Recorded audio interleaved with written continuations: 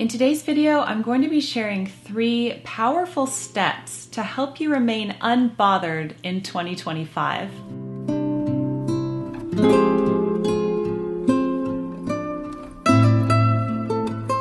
Hello everyone, Jennifer here, and welcome back to the Daily Connoisseur, and welcome to my annual video about remaining unbothered.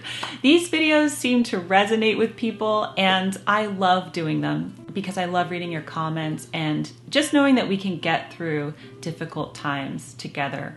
So before I jump into the 3 key steps, and I'm just looking at my notes here, I just want to remind you about our personal mantra for remaining unbothered, and it's from Acts 20:24.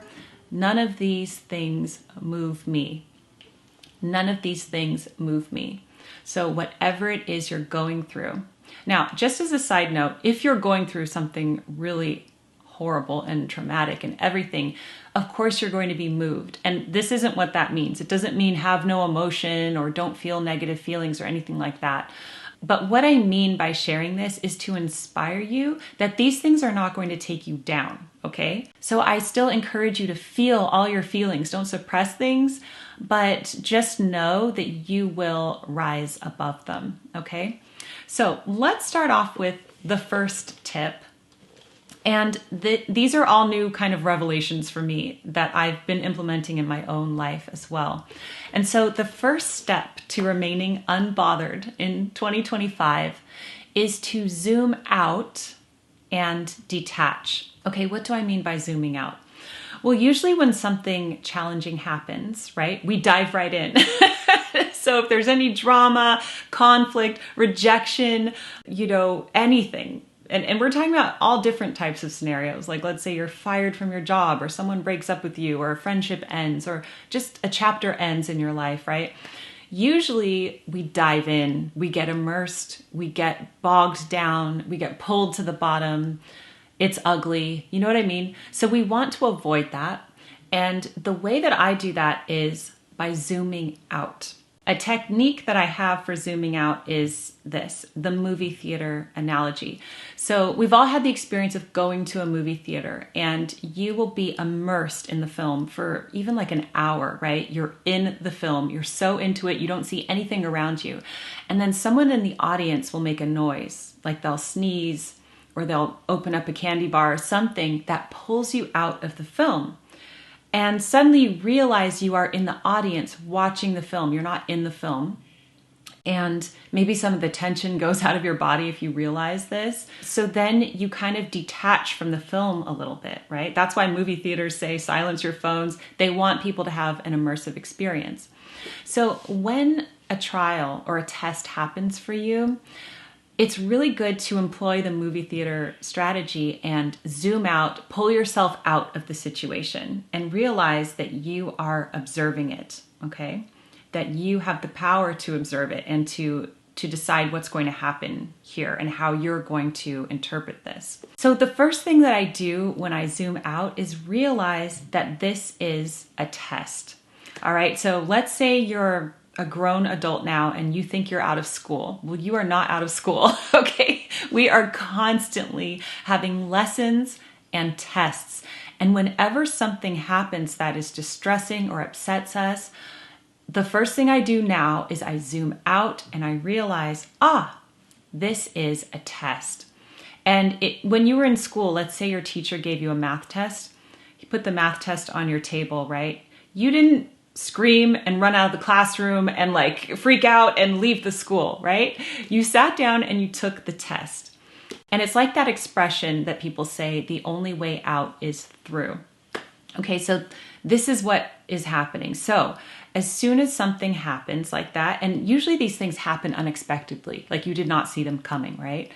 Zoom out, observe it from a distance. That will help you be unbothered, help you detach, and realize that it is a test, and to welcome the test, because the only way out is through, that you do have to take the test. And often we find that when we go through these things, we come out stronger on the other side, okay? But I'll talk about that more in just a minute.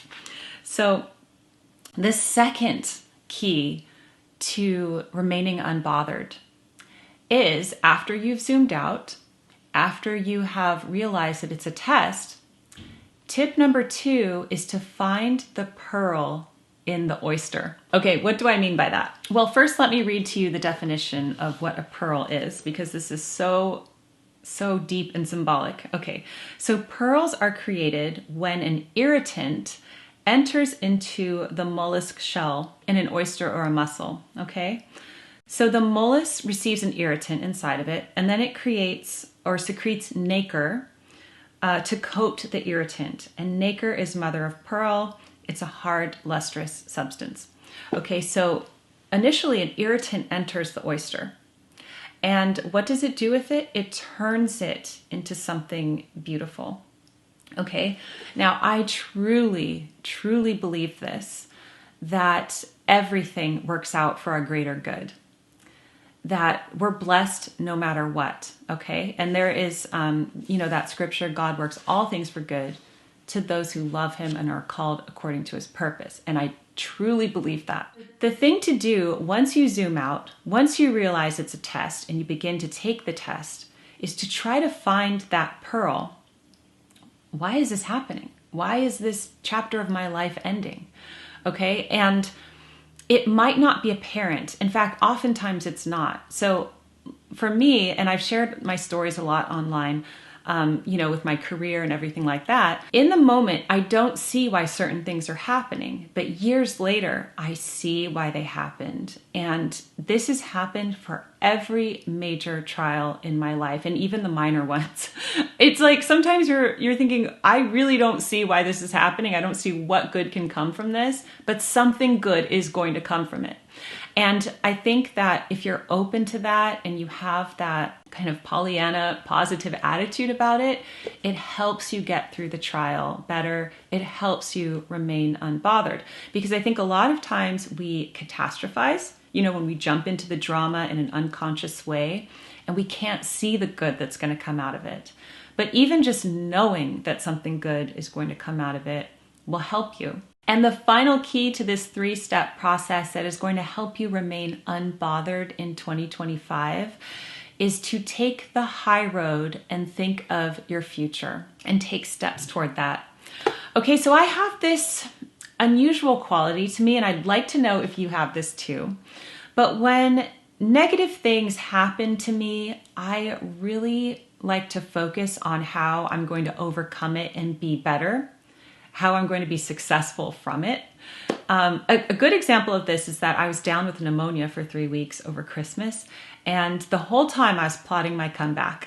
I was like, I am going to rest more, I'm going to walk more, I'm going to eat healthier foods.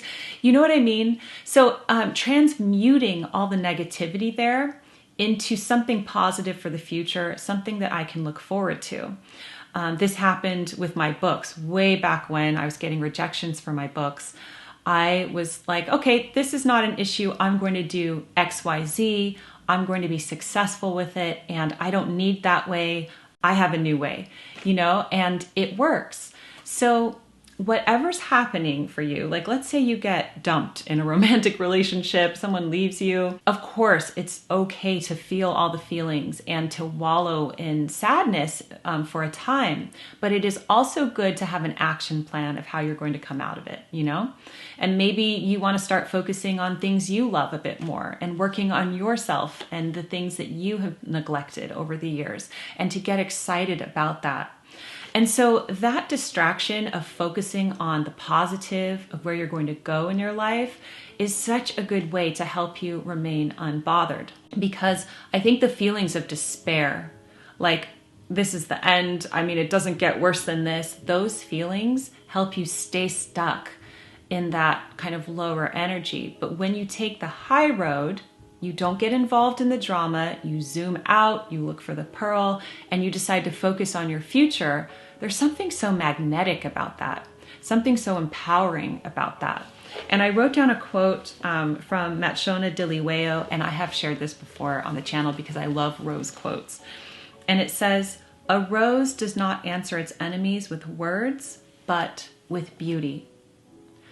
And I love that. That's like exactly what I'm talking about here. Not diving into the drama, not getting, heated with words or getting involved, getting bothered, but focusing on your own beauty, how you are going to emerge from this, blossom like a rose, and thrive. So I hope that this talk, provided new insights on how you can remain unbothered and thrive in 2025, no matter what is happening to you. I hope that you know that I love you. I am here for you. We are all rooting for you and for each other in this community. And I just want to thank you for being a part of it. Also, I'd like to invite you to subscribe to my free monthly newsletter. Just go to jenniferlscott.com and enter your email in the top left-hand corner and click subscribe. And I send out a free newsletter once a month. And this is taking place of my blog for now. And I have some exciting announcements coming up, so I do hope that you will subscribe.